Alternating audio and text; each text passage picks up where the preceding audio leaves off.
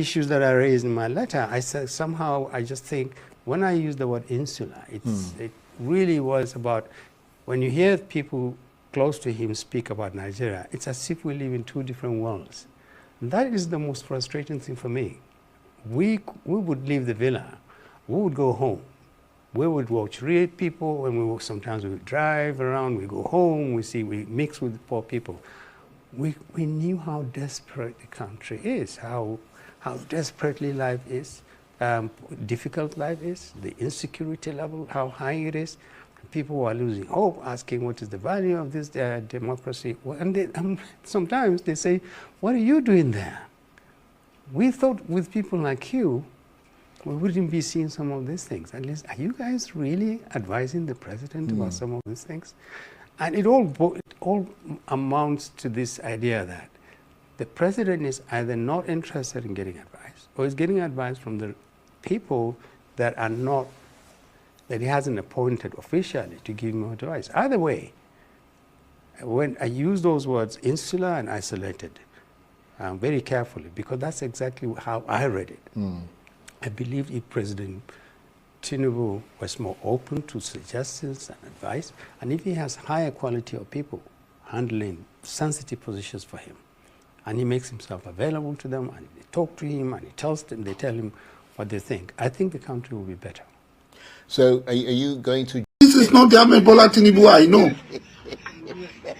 Since 1992 when I encountered you, I don't think this is the Ahmed Bola Tinubu I know.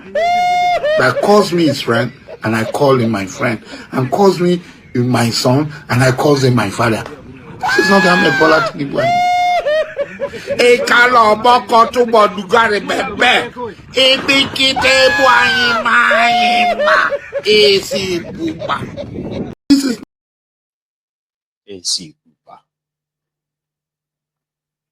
Mr. Akim Baba Ahmed was invited to come and chop. And let's say he grew a conscience. Oh, that's so rare. He grew a conscience. Felt like those people who are with Tinubu, like himself, they go home at night. They mix up with people, ordinary folks, who are going through hell. But when he opened up the TV, he will see his fellow advisor to Tinubu. Some of them, they've not seen Tinubu since they appointed them, right? On TV, telling you how Tinubu is so passionate. You know, Mr. President, I was with him. I was with him just yesterday. You see, we're discussing the modalities. We never see Tinubu for a very long time. He's just doing his own. He's only doing his job. They would say, Abi, what kind of advice do you give to Tinubu? What kind of people have access to Tinubu? What happened to those who are being paid your money? They're paying them the taxpayers' money in millions of naira. So do they just have to like look away, pretend? And if you hold them too much, they will tell you that Tinubu is doing something. They are working hard. They're working hard on it. Tinubu's policies are going to come back and everything is going to be fine later. So when I saw these people whose lands have been taken and no compensation paid for this coastal road to nowhere of Tinubu, they are Americans. They call themselves investors. Now, all the way from America, they are calling on Tinubu to please do something in helping them. Now, Baba Ahmed just told us that they don't send on now. They pay people to tell you what you want to hear. You need to understand that, okay? That people are paid to tell you what they want you to hear, not what you need to know. So their job is to lie to you, gaslight you, even blame you for why the contraption is not working. They do it all the time. Ronukus do that all the time. Yeah? So what will be your message for these people calling on call to help them and their investments? Less than every 2 weeks, said that they hold meetings. Is it like a rally in America. Okay. Good evening, everybody. My name is Ifedayo Kela. A Nigerian and also an American. I'm a retired Army veteran, and I've lived in America for over 22 years now. My approach to this is going to be different because the current president is like a father to me. I was brought up by that family, so my approach is going to be different. So my thing about this is I'm also a subscriber to the Wins Homes, so I have a stake in that, in what is going on. But I'm just going to appeal to the president, like a father to me, that he should look into this and call his minister, Minister David Umahi, call him to a round table, ask him questions, you know, and have him do the right thing. Nobody's fighting him, nobody's saying what he's doing is out of, but he needs to do the right thing. He needs to follow the right path to success. You don't want to cut corners because you're trying to impress or favor your friends or whatever, and now you are now making other people suffer, you know. So the president should call him to order and have. Because I felt it would be a good idea for us to live over there the way we live here. When you have your neighbor in Nigeria who happens to be your neighbor here in the US, then you guys know how things are being done. So you guys can conduct yourself properly. So these are the ideas that I bought into when I invested in this. And the fact of the matter here is a wrong was done that needs to be corrected. Okay, we're not fighting for what doesn't belong to us. We're saying there was a minister who was appointed as Minister of War, Engineer David Umahi, who was given a task, a major project. I mean, there's nothing wrong with the coastal project. It's a gigantic project that will open up the country, you know, but it has to be done right. That's what we are saying. We are not saying the dreams and aspirations of the current president, Bola Ahmed Tinubu, should not be attained. We are solidly behind him. But we are appealing to him to intervene, to call the minister to order. We, the diaspora, we've lived abroad, we want to come back home. And we are saying these are things that have been done to us that we don't think is right, that needs to be corrected. I want to appeal to the Honorable Minister. I'm appealing because eventually we're going to take this to the heights of it all. And we don't want to embarrass ourselves in our international community because we live abroad, so we can do a lot. And we don't want to do that. Okay. Continue. 70 years old man.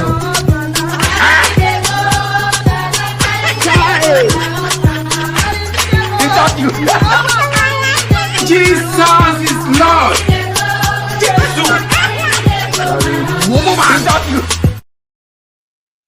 So good luck with that. I hope, because it's unfortunate that Tinubu doesn't use the social media anymore. And if you have forgotten, right, I can help remind you. I don't read social media anymore. And why? I don't read social media anymore. They abuse hell out of me. You get that?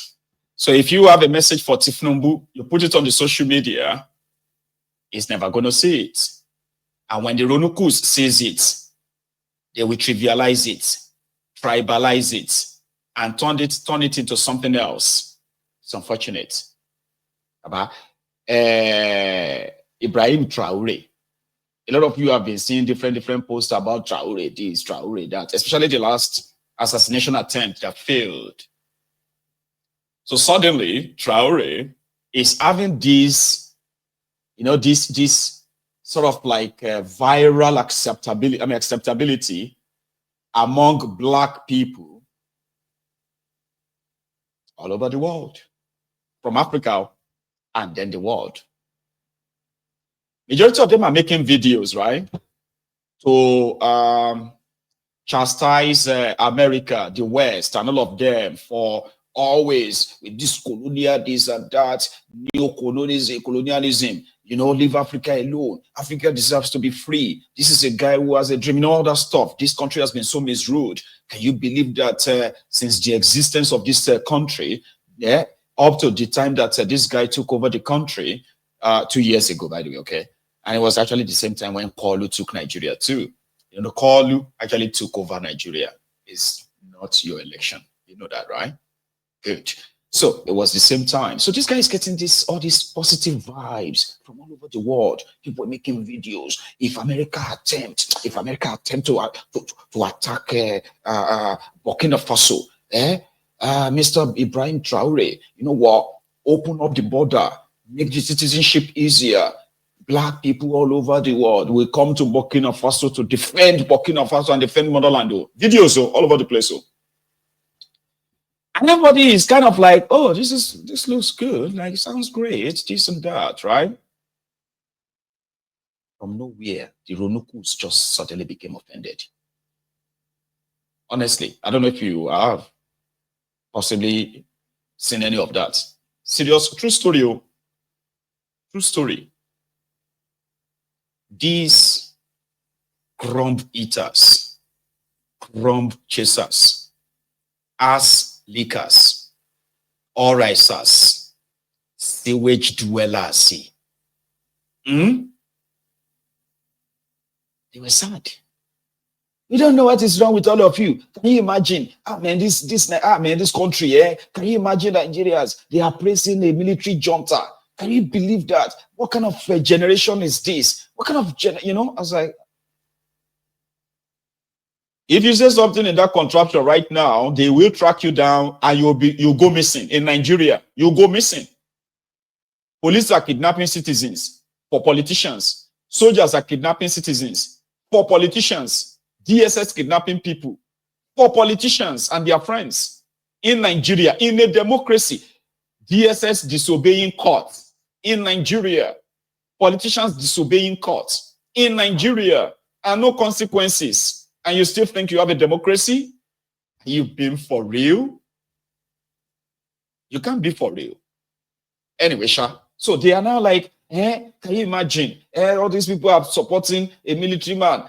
Look at the country itself. Look at this and that. Baba, for 60 years of independence, now only 3,000 kilometers of road are tarred in, tarred in that country. Do you understand what I'm saying? Not even the state capital.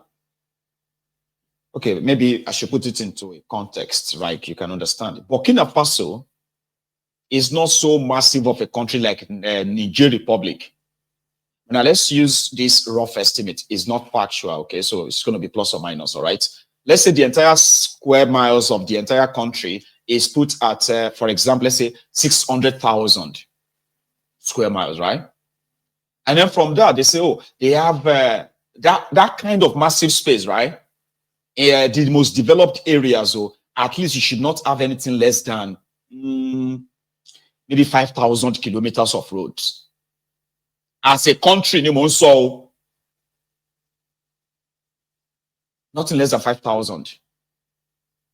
And that itself is so inadequate, but it will be visible. In Burkina Faso, 3,000 tar road, for 60 years. And in 2 years, this guy, I have a video I am supposed to even have uploaded to show to you what Burkina Faso looks like. For those of you who might want to kind of understand what France and other Western power did to Burkina Faso for 60 years. And then Macron from France has vowed that they are not leaving Africa. It's not because they love us or love Africa, because they love what is under our land. Do you understand that? So if they have to kill all of us to protect what is under our land, under our land, they will do it without blinking. I'll show you what they did to Burkina Faso. Somebody made a video just yesterday, because it's like somehow, Burkina Faso is becoming what you can call the pilgrimage destination for Pan-Africanists. You know, media, engineering, name it. All of others, right? People are just like going in there to see what they can do. And the Ronukus became so angry, so sad, that they actually support the invasion of Burkina Faso, because they've been hearing the rumor. American, AFRICOM, controlled by America, or this American bases in Africa. So the person who is in charge controlling it has been moving from one African country to the other, speaking to their leader to see how they can cooperate. They won't go to Burkina Faso with American soldiers. They won't go to Burkina Faso with French soldiers. They will go there with African soldiers. Who are the African countries who can do it? They are already speaking to Ivory Coast, Côte d'Ivoire. Yes, they are already speaking to Togo. These two countries do not even have any real soldiers per se. But somehow, you see, Ivory Coast is expected to lead the sort of like a conviction drive, okay, for why they have to install democracy in Burkina Faso. And when democracy is going to be reinstated in Burkina Faso, it must be over the dead body of a Traore. He has shown that he cannot be trusted by this colonist. So are they going to assassinate him? Will they be invading his country? The options are on the table, and the Ronukus don't mind. Baba, after 60 years, Ouagadougou is the capital of Burkina Faso. Ouagadougou. Do you want to see what it looks like as at yesterday? The capital of a country ruined by the West for decades. And right now, they will go to war to keep it.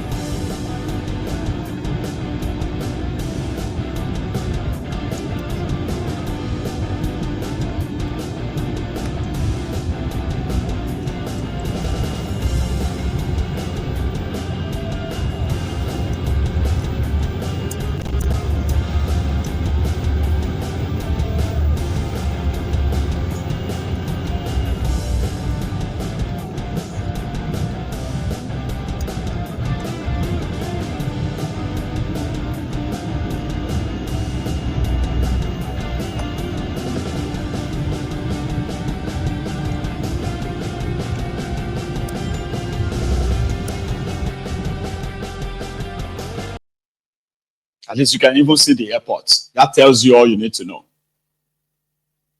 That is the place that Ibrahim Traore, Baba, the place be like they are just starting afresh. You don't understand? That they are just like starting to devise means or to become, what do you call it? energy independent kind of, right? Have their own electricity grid, build hospitals,